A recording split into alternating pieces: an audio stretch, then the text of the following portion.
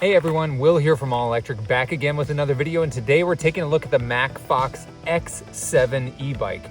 In this video, you're gonna get my complete review of this e-bike after using it for several weeks. Let's jump right in.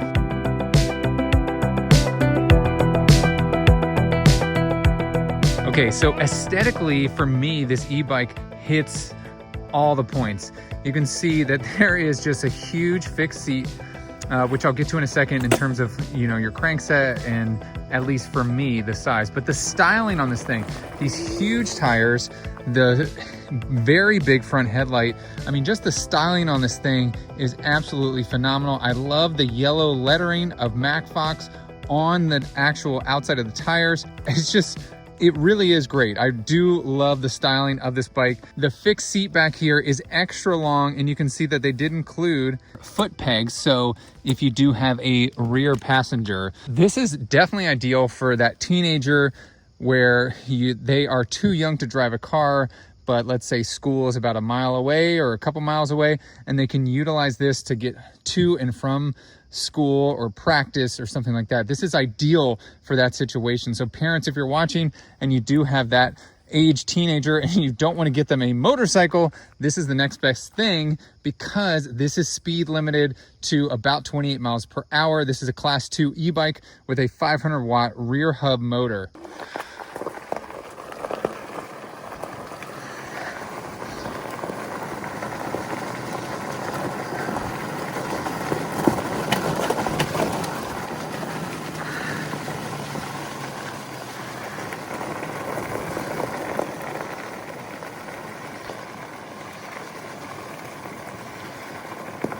This is ideal for that type of situation. Huge battery pack, which I'll get to in a sec, that provides plenty of power.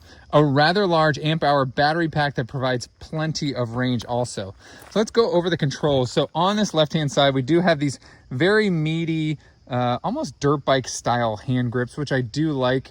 And then very nice Macfox branded brakes that feel really great. These are hydraulic disc brakes. So this is your front brake over here. And then you do have a pretty basic display here, a black and white display. You can see I have it set to, of course it just turns off. So to turn it on, you just hold this power button and then it will turn on. So it starts off in 0 assist. What I'm gonna do is press the plus button and it will go all the way up to level 1, 2, and 3. So you can see this is the highest setting. Now I was a little bit disappointed in the power I was getting on any sort of incline. You can see that I do have a little bit of incline around here to test this bike out, and I was a little bit disappointed, but I'm about 200 pounds, so I'm probably heavier than most teenagers. This is probably gonna be enough for them. Now, I was messing around with this just ever so slightly, and I was able to hold the power and the plus button, and then it would give me average and then max. But I'm not sure if that's just gonna show me here what the max speed I was going or if that's actually increasing the maximum speed. So feel free to test that out yourself. Plus and minus seem to work only here on level assist 1 through 3, but I was really hoping for a lot more power after riding this around. Underneath this black and white display, we do have another headlight. Now, what I don't like about this is there is a separate power button. So for example, let's turn this off. So the display is off, the bike is off, we're not gonna be riding, but this is turned on, therefore the headlight is on. A little bit funky there because it's almost like an extra step. So now I switch the headlight off and now the headlight is off. What is nice is there's 2 different settings. So there is a high setting and a low setting on the headlight. But again, I feel like this is another step, and if this is gonna be for a teenager, then I really want this to be integrated with this display. Now, most e-bikes that I test, if you watch my channel for a long time, thank you so much for watching. Most e-bikes, you hold the plus button in order to turn on the front headlight, but you can see, I feel like this headlight's gonna remain on. This is an LED headlight, so it's not gonna, it won't drain the battery completely. It's not using that much juice. Over here on the right-hand side, we do have this other, hand grip, beefy hand grip, rear hydraulic disc brake, and a thumb throttle.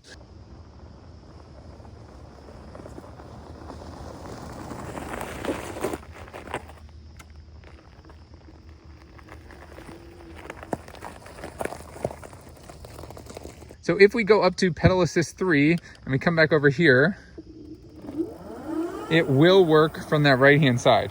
Over here at the front of the bike, you did have to put this headlight on, which was pretty easy compared to a lot of other e-bikes that I have assembled. It was just two screws on either side. And then you have this massive front fork suspension.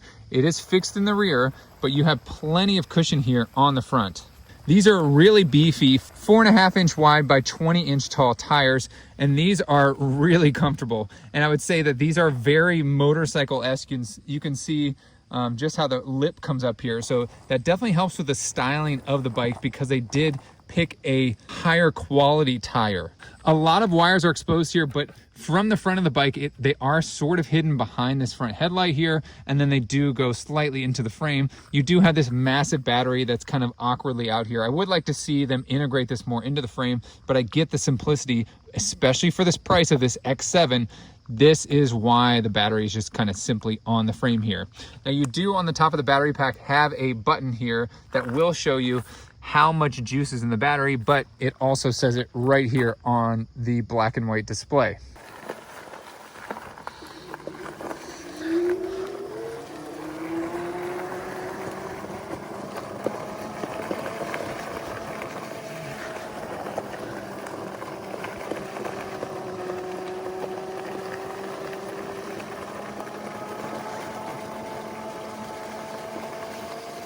If you're watching this video and you're hoping that your parents buy you this e-bike, share this video with your parents. Just text it over to them and say, hey, I need this bike to get to school. Very simple crankset here, very simple chain driven with a cadence sensor here.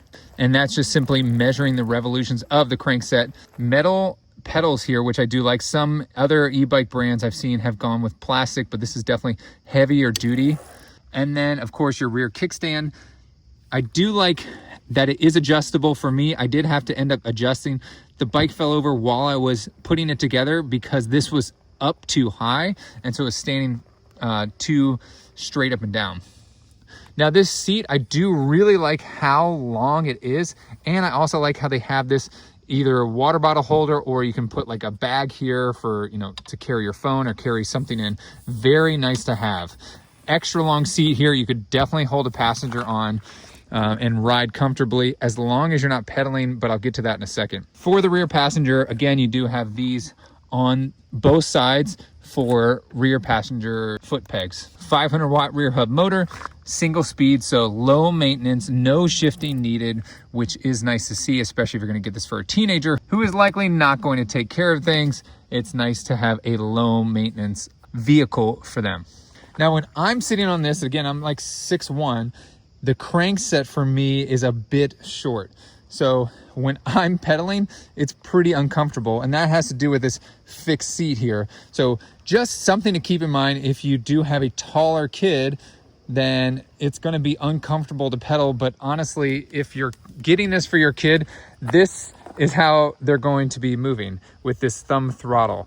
They are not going to be using the pedals. They're going to just be using the thumb throttle and throttling around and then plugging this in. Now, plugging this in is super simple. If they can plug in a phone, they can figure this out for sure. And it's just a simple plug. Keep in mind, you only want to ever use the plug that comes with this. Now, they did include a USB here. So if you want to charge a phone, which, you know, a lot of times I do see kids that are plugged into the wall. So nice option to have to recharge a phone while you are riding, especially if you have a bag up front here. Overall, I'm impressed with this e-bike. I love the styling of it. It's very motorcycle, dirt bike-esque, but I do wish that there was more power. Now, I get why they don't have more power in it, because really this is ideal for that teenager who isn't driving yet. Just me as an adult, I want more power because I want to go faster and I can control that. Now, but for a teenager, it's nicer, especially for parents, that you're not worrying about your kid with a super powerful e-bike. Now, this has plenty of power, especially for, let's say, a 150, 185 pound kid, even going up a hill and not having to pedal, just using the throttle. So if you do live in a hilly area or in a flat area, this is going to work great for you. All right, there you have it. That's my full review of this e-bike. If you want to purchase one of these, click the affiliate link right below the like button. I hope you guys liked this video. If you did, please give it a thumbs up. Thanks so much for watching. share this video with a friend, and don't forget to hit that subscribe button. As always, I will catch you guys in the next one. See ya.